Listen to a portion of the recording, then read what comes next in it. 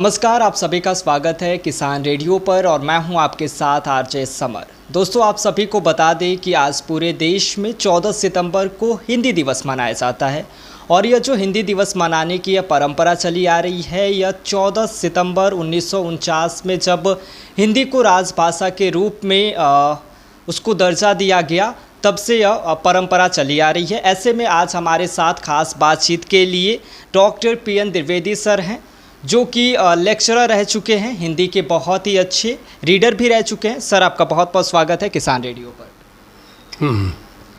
जी sir. Sir, सबसे पहला आपसे मेरा सवाल ये है कि हिंदी दिवस का आपके लिए महत्व क्या है? हिंदी दिवस का पूरे देश के लिए, हम सबके लिए बहुत महत्व है, क्योंकि इसे राष्ट्रभाषा और राजभाषा पूरी तरह से बनना था। लेकिन दुर्भाग्य है कि आज भी व्यावहारिक स्तर पर ये पूरे देश में राजभाषा राष्ट्रभाषा नहीं बन पाई है। अंग्रेजी के चलते अंग्रेजी का भी इतना वर्चस्व बना हुआ है कि हिंदी अपना पूरा स्थान ग्रहण नहीं कर पा रही है। वैसे क्योंकि हिंदी भाषा भाषियों की संख्या ज़्यादा है देश में, इसलिए उनके चलते सहज रूप में जो विकास हिंदी का हो रहा है, साहित्यकार तो कर ही रहे हैं, लेकिन आम तौर पर पूरे देश में या विश्व में जो हिंदी फैल रही है या प्रसारित हो रही है, वो हिंदी भाषा भाषियों के चलते। अगर हमारी देश की सरकार ने अगर चाहा होता तो वाकई आज वो राजभाषा राष्ट्रभाषा बन करके प्रत्येक प्रदेश में राजकाज की भाषा बनी होती। लेकिन दुर्भाग्य है कि अंग्रेजी का वर्चस्व अभी बना हुआ है, अब भी वो देश की राजभाषा नहीं बन पाई है, राष्ट्रभाषा नहीं बन पाई, माने कार्य की भाषा नहीं बन पाई है कि सारे प्रदेश के लोग अपना सारा कार्य वो हिंदी के मीडियम से, हिंदी के माध्यम से करें। ये दुर्भाग्य देश का है। जी जी सर। सर, हिंदी भाषा के बारे में अगर बात की जाए तो आपके विचार से जो वर्तमान पीढ़ी है वो हिंदी भाषा के प्रति कितनी जागरूक है? आज की पीढ़ी दुविधा में चल रही है। हिंदी चाहती है वो कि हिंदी राष्ट्रभाषा राजभाषा पूरी तरह बने, लेकिन सारे कामकाज में अंग्रेजी का ऐसा वर्चस्व है कि हर जगह पर बिना अंग्रेजी के कार्य नहीं चलता है। यहाँ तक कि सरस्वती शिशु मंदिर, विद्या मंदिर जो पूरे देश में फैले हुए हैं, वहाँ भी इसको अंग्रेजी को अनिवार्य कर दिया है माध्यम के स्तर पर, क्योंकि अंग्रेजी माध्यम से न करने पर उनकी संख्या अत्यंत घट जाती है, आधी हो जाती है। तो एक मजबूरी बस अंग्रेजी का वर्चस्व बना हुआ है। वैसे हमने कहा कि हिंदी के साहित्यकार अपनी रचना कर रहे हैं, विभिन्न क्षेत्रों में कर रहे हैं, लेकिन वह पूर्ण वर्चस्व स्थापित नहीं होने पा रहा आज तक। जी जी सर, क्योंकि सर जिस तरह से अंग्रेजी का लगातार वर्चस्व बढ़ रहा है हिंदी के मुकाबले, उस हिसाब से इसके समाधान में कौन से कदम उठाए जाने चाहिए? इसके समाधान के लिए राष्ट्र को, देश के खासतौर से केंद्र सरकार और राज्य सरकारें हिंदी को लागू करें, कार्य के स्तर पर कि व्यावहारिक स्तर पर हिंदी को लागू करें, ताकि प्रत्येक क्षेत्र में हिंदी का प्रयोग हो। और जब तक प्रयोग नहीं होता, नए नए शब्द आविष्कृत भी नहीं हो पाते हैं। प्रायः हम देखते हैं कि जहाँ कहीं होता अंग्रेजी शब्दों का बाहुल्य और हिंदी में अंग्रेजी मिक्स, हिंदी में अंग्रेजी शब्दों का बाहुल्य होता जा रहा है, जबकि हिंदी का अन्य भाषाओं में बाहुल्य होता तो बेहतर होता। दुर्भाग्य है ये कि आज भी हिंदी का वह प्रसार प्रचार इतने वर्षों बीत जाने के बाद अब तक हिंदी को पूरे राष्ट्र में फैल जाना था और विश्व स्तर पर हिंदी के माध्यम चर्चा होनी चाहिए थी। सर, हिंदी साहित्य का विकास और उसकी प्रासंगिकता वर्तमान युग में किस प्रकार से है? हिंदी पहले भी सशक्त माध्यम बनती थी, बन सकती थी, आज भी बनी हुई है, लेकिन वह अपने बलबूते सरकारों के द्वारा नहीं। अगर सरकारों ने उसको संरक्षण दिया होता पूरी तरह से, तो पूरे देश में अब तक फैल चुकी होती। साहित्यकार लगातार उसमें लेखन चिंतन मनन कर रहे हैं, लेकिन उनका उपयोग उस तरह संभव नहीं हो पा रहा है। केवल टीवी है या रेडियो है, रेडियो तो कम हो गया, लेकिन टीवी और समाचार पत्र और तीसरा है साहित्यकार, इन्हीं के माध्यम से हिंदी का विस्तार हो रहा है। अनिवार्यता नहीं हो पा रही है कि सारी प्रतियोगिताओं में हिंदी अनिवार्य की जाए और प्रत्येक क्षेत्र में, ताकि हिंदी के माध्यम से उसकी शब्दावली का विकास हो। बिना प्रयोग के शब्दों का विकास, भाषा का विकास होता नहीं है। सर आजकल जिस तरह से डिजिटल युग में लोग अंग्रेजी का इस्तेमाल कर रहे हैं, तो इस डिजिटल युग में हिंदी के उपयोग को कैसे बढ़ावा दिया जा सकता है और कौन कौन से इसके तरीके हो सकते हैं? सबसे बड़ी बात है प्रयोग। हर क्षेत्र में प्रयोग करने पर ही भाषाओं का विकास होता है। जिन क्षेत्रों में उसका प्रयोग नहीं होता वहाँ विकास नहीं हो पाता है। दुर्भाग्य है कि हर जगह पर आप अंग्रेजी को वर्चस्व दे देते हैं, अनिवार्य कर दें, मजबूर कर दें, तब हिंदी का प्रयोग बढ़ सकता अन्य क्षेत्रों में। अन्यथा अंग्रेजी का वर्चस्व बढ़ता जा रहा है और ये दुर्भाग्य की बात है कि जितना भी कुछ हो रहा है देख रहे हैं, हर जगह अंग्रेजी का बोलबाला चल रहा है। हम चाहते हैं कि राज्य सरकारें हिंदी भाषा को जीवन के प्रत्येक क्षेत्र में, सरकारी कामकाज में भी अनिवार्य करें, विद्यालयों में अनिवार्य करें, तब हिंदी का बहुआयामी विकास हो सकता है। सर आपके अनुसार हिंदी भाषा का जो साहित्य है और उसकी जो विधाएं हैं, उसको संरक्षित करने के लिए कॉलेज स्तर पर क्या प्रयास किए जाने चाहिए? आप पूर्व में लेक्चरर रह चुके हैं, आप रीडर रह चुके हैं पीजी कॉलेज के, तो इस पर सर आपका क्या कहना है?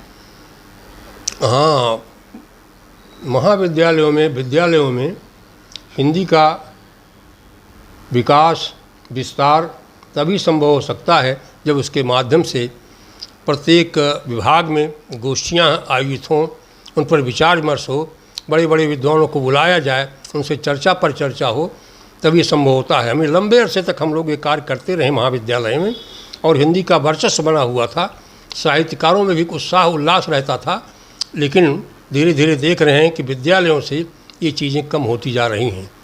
सर जो ये कम होती जा रही हैं, एक दौर था जब कवि गोष्ठी या फिर इस तरह के जो कार्यक्रम होते थे उनको बहुत ज़्यादा बढ़ावा दिया जाता था। आखिर सर क्या कारण है जिस वजह से ये इतना इसका स्तर इतना कम होता जा रहा है? एक बहुत बड़ा कारण तो बन गया है, एक तरफ सुविधा का है, दूसरी तरफ टीवी और मोबाइल, दोनों शब्द अंग्रेजी हैं, टीवी और मोबाइल।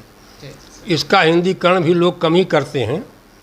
नाम भी टीवी है, उसका मोबाइल है, लेकिन इन दोनों के माध्यम से इतने सारी चीज़ें, जीवन के प्रत्येक क्षेत्र की बातें इसमें उल्टी सीधी, अच्छी बुरी सब मिल जाती हैं कि लोग गोष्ठियों को भूलते जा रहे हैं, पढ़ना कम कर रहे हैं लोग। इन्हीं के माध्यम से लोग देखने का प्रयास करते हैं। लोगों का अधिकतम समय केवल टीवी अथवा मोबाइल में व्यय हो रहा है। अगर ये कार्य गोष्ठियों में होता और चर्चाओं में होता, साहित्यिक चर्चाओं में, तो शायद हिंदी का विकास और तेज गति से होता। सर आपके हिसाब से हिंदी साहित्य के प्रमुख रचनाकार कौन कौन से हैं जिनको जो विद्यार्थी हैं वो पढ़ सकते हैं? देखिए, शुरुआती दौर का साहित्य अगर आप पूछें पूरे हिंदी साहित्य के इतिहास में, तो सबसे अधिक लोकप्रिय कबीरदास, गोस्वामी तुलसीदास, सूरदास कम हो रहे हैं, लेकिन तुलसीदास का ऐसी स्थिति है कि जो आज भी, माने पहले भी थी, मध्यकाल में, आज भी रह रही है। तुलसीदास का प्रभाव सर्वाधिक है। इसके बाद छायावादी कवियों का प्रभाव रहा है। आधुनिक हिंदी कविता में जब से नई कविता आई है या नए उपन्यास आए हैं, थोड़ा बौद्धिक होते जा रहे हैं, इसलिए पठन पाठन में पहले की अपेक्षा कमी आती जा रही है। हमने कहा उसका भी कारण मुख्य रूप से टीवी पर लोग देख लेते हैं अथवा मोबाइल में कहानियाँ पढ़ने लग जाते हैं। वह कहानीकारों कहानियाँ पढ़ने के बजाय इनकी तरफ ज़्यादा झुकाव उनका हो गया है। वैसे जैसे छायावाद के जयशंकर प्रसाद, निराला, महादेव वर्मा, अब इनको लोग कम, पंत जी हैं, इनको कम पढ़ते हैं।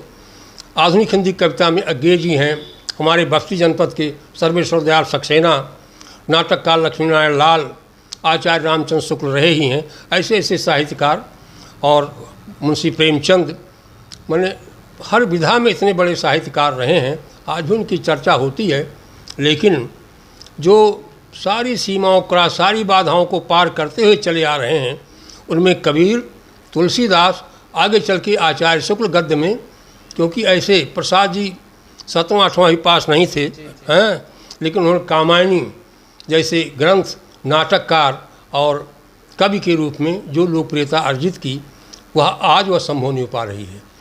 आधुनिक हिंदी कविता में से अज्ञे जी हैं, भवानी प्रसाद मिश्र जी हैं और अन्य दूसरे कवि काफ़ी एक लंबा सिलसिला बन चुका है, आगे बढ़ रहा। लेकिन हमने कहा बौद्धिकता के नाते पठन पाठन कम और टीवी और मोबाइल की तरफ झुकाव ज़्यादा है। हालांकि अब भी लोग पढ़ रहे हैं, लिख रहे हैं, लेकिन वह पत्रकारिता तक, अखबारों तक सीमित हो जा रहा है। पहले कितना रुचि नहीं रह गई लोगों की। सर, हम आपसे जानना चाहेंगे कि आपका सबसे पसंदीदा कवि कौन है और उनकी कौन सी लाइन आपको सबसे ज़्यादा अच्छी लगती है? भाई, मैं पूरे हिंदी साहित्य के इतिहास का अवगाहन बार बार किया है, लेकिन जो सारी सीमाओं को लांघता हुआ विदेशों तक पार कर गया हो, तुलसीदास की टक्कर का दूसरा कभी दिखता नहीं है, गोस्वामी तुलसीदास।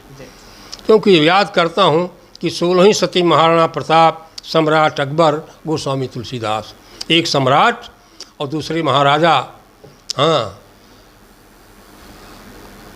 चित्तौड़गढ़ के महाराणा प्रताप।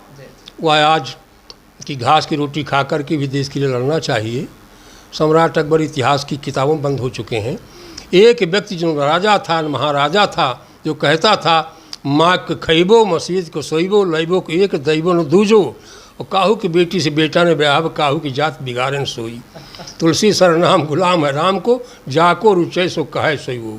आज वह तुलसीदास सर्वाधिक लोकप्रिय बने हुए हैं। जो कोई व्यक्ति कहीं बोले, कोई तुलसी की एक लाइन उठा के बोल देगा, है। और मुझे याद आता, फादर कामिल बुल्के बेल्जियम के तुलसीदास की 2 लाइन पढ़ करके चले आए भारतवर्ष, और यहाँ आकर के उन्होंने, वो राम कथा के मर्मक विद्वान कहे जाते थे, वो कहते मैं राम को नहीं जानता, मैं तुलसीदास को जानता हूँ। और उनकी 2 लाइन, हमने उनका इंटरव्यू लिया था, उन्होंने कहा था, हम कहा आप कैसे बेल्जियम से यहाँ चले आए? तो उन्होंने कहा कि 2 पंक्ति पढ़ा था, छोटे क्लास में था, इंग्लिश में थी, पुत्रवती युवती जग सोई, जासुत राम भगत अस होई। ये 2 पंक्तियों को पढ़े, कहें जिज्ञासा जगी, क्योंकि मेरी संस्कृत से इसका आशय तालमेल नहीं करता था। मैंने जब ऊंची क्लास में गया तो मानस का अंग्रेजी अनुवाद मंगाया। ज्यों ज्यों बढ़ता गया तुलसीदास मेरे हृदय पर हावी होते गए, और जिन संकल्प किया कि मैं हिंदुस्तान चलूँगा। और मैं सन आए, वो बॉम्बे बंदरगाह पर उतरे, और वो 1933 में, सन मुझे भूल रहा है, और कहा तब से लगा जब तक भारत आज़ाद नहीं हो गया मैंने यहाँ की नागरिकता नहीं ली। जब भारत आज़ाद हुआ तब मैंने यहाँ की नागरिकता ली। और वो छत्तीसगढ़ में या झारखंड में किसी महाविद्यालय के, यही भूलता मुझे, वो प्राचार्य हुए, रामकथा के मर्मक विद्वान, और जगह जगह वो रामकथा पर व्याख्यान देने जाते थे। ये स्थिति है। तो तुलसीदास के बाद मैंने कहा कि कथा साहित्य में मुंशी प्रेमचंद, उनकी तुलना कोई नहीं कर सकता। आत्मा हिमालयो नाम नगाधिराज, पूर्वा परौ तो यनिधि वघाये, स्थिता पृथिव्याम यो मानदंडा।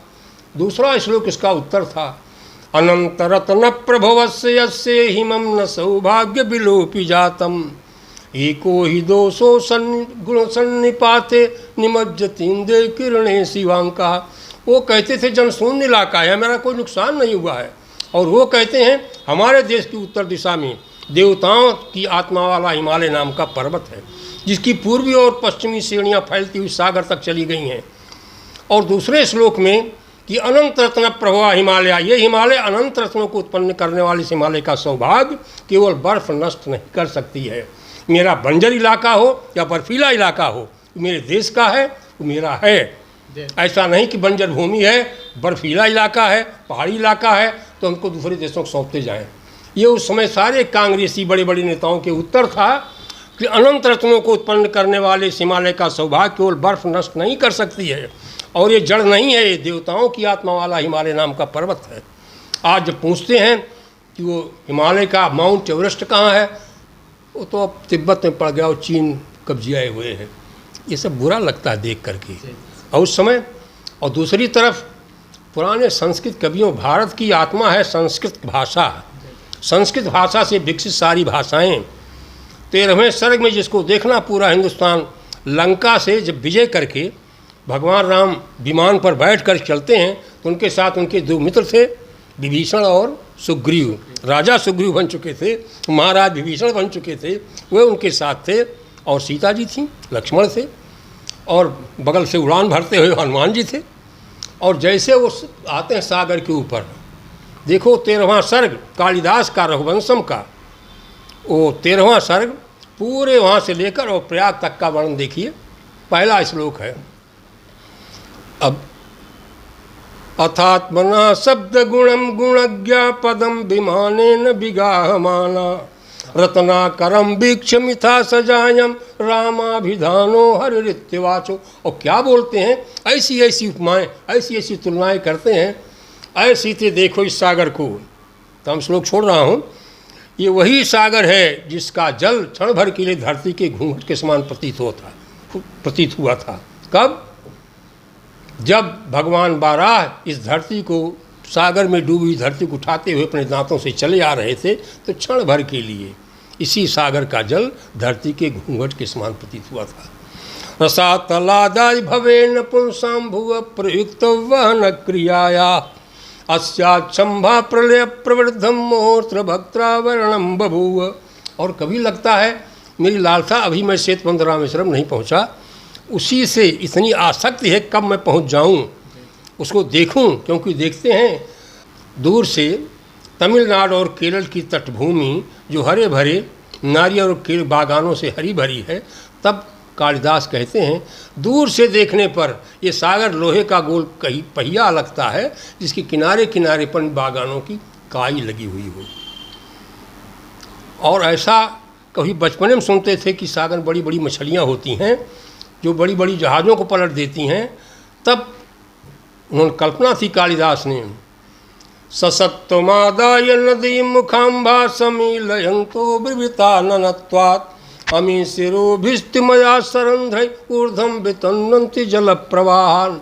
ये तिम नाम की मछलियाँ नदियों के मुहाने पर, जहाँ नदियाँ गिरती हैं, अपने मुहान जबड़ा खोल कर रख देती। कितना बड़ा जबड़ा होता रहा होगा, खोल कर रख देती हैं और जीव जंतुओं से भागी आती हुई नदियों का जल उनके मुख में।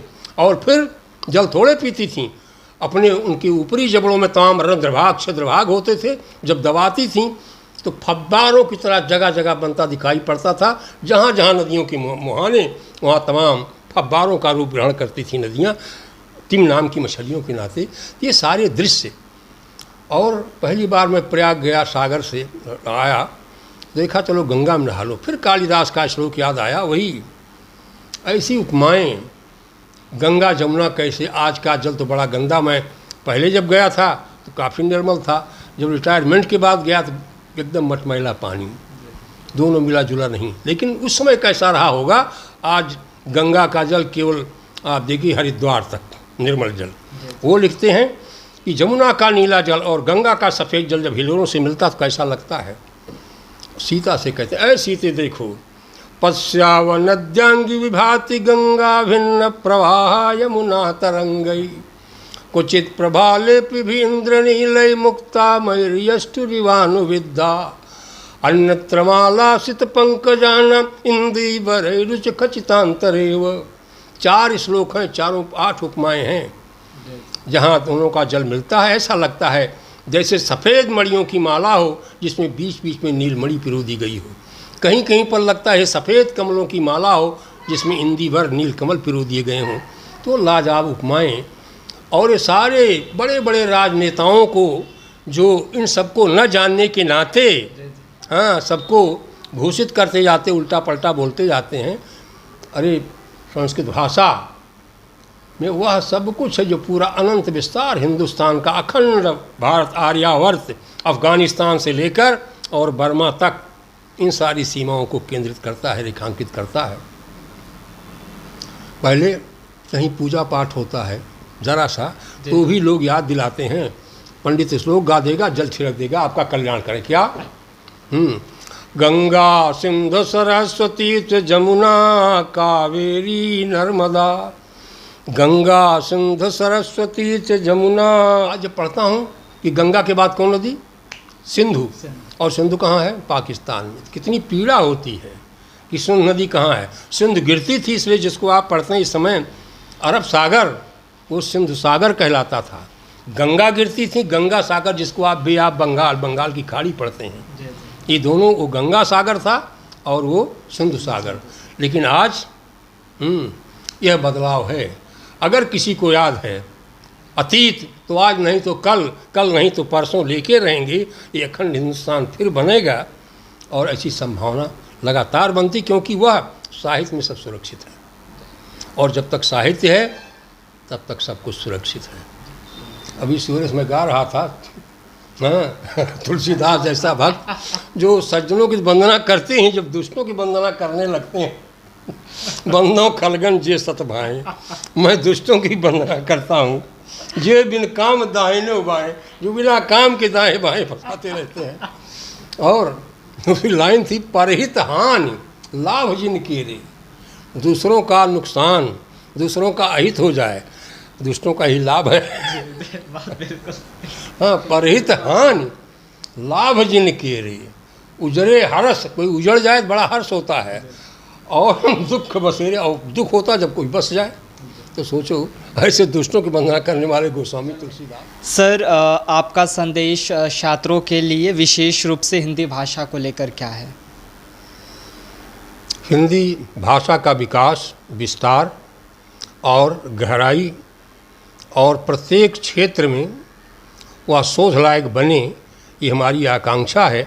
यह तभी संभव है जब सरकारें भी ध्यान दें, साहित्यकार भी, और विभिन्न दिशाओं के समाजशास्त्री जितने क्षेत्र हैं उन क्षेत्रों में हिंदी को लागू करने की कोशिश की जाए, क्योंकि विज्ञान का क्षेत्र है, वाणिज्य का क्षेत्र है, और चिकित्सा का क्षेत्र है।